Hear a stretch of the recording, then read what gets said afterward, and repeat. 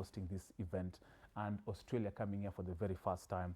FIFA, of course, granting Kenya the opportunity to host their first ever FIFA tournament.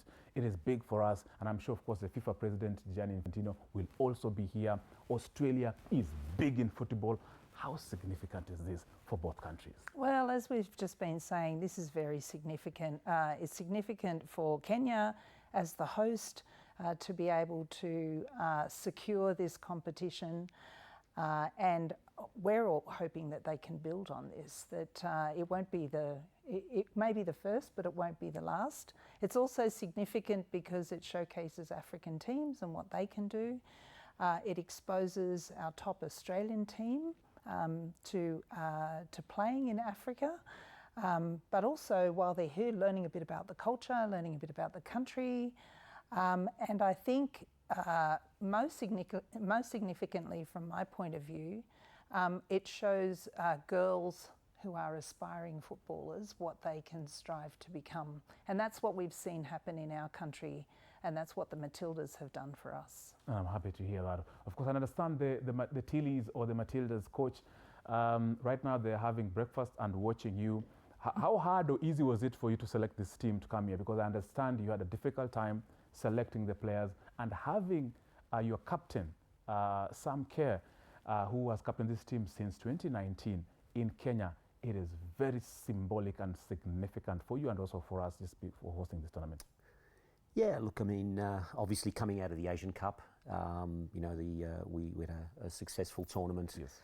I effectively just asked all the players, you know, what are your thoughts about coming to Africa? And obviously we as soon as we qualified for the World Cup, we're now in tournament mode in terms of build up for that.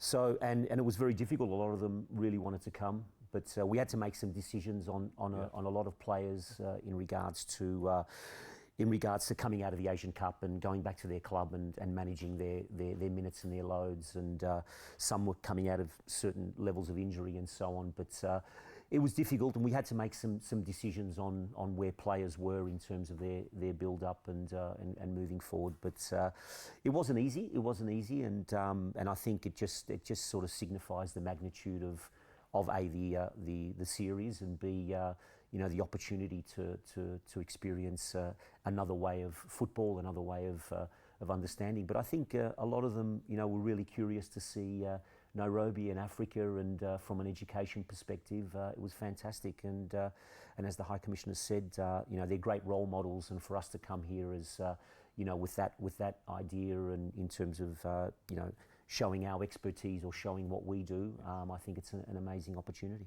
I'm glad, of course, and I hope they have acclimatized very well. Of course, I hope they're enjoying the weather. I'm sure that the different weathers from Australia and in Kenya. And Your Excellency, I know there's a huge Australian community here in Kenya. There's a huge community also in East Africa and also in Africa as well. Tomorrow, Australia is playing against Malawi at the Nyayo National Stadium from 2 p.m., which will be aired live here on TV47. Your Excellency, what is the Australian community saying? Are they poking you and asking you where the tickets are, or have they booked the entire VIP section at Nyayo National Stadium? The Australian community is very excited, incredibly excited. I've personally been receiving messages from the Australian community saying, are you going to the football? We're going to be there. So I expect them to be cheering our national team on in full-throated support, but we're also great sports people, so we will also be wanting to see a strong showing from Malawi. We will want to see that team perform well as well, and we want to see a great game of football.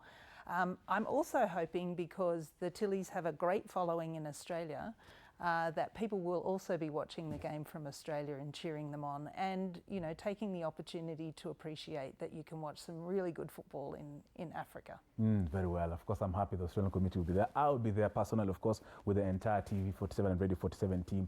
Head coach,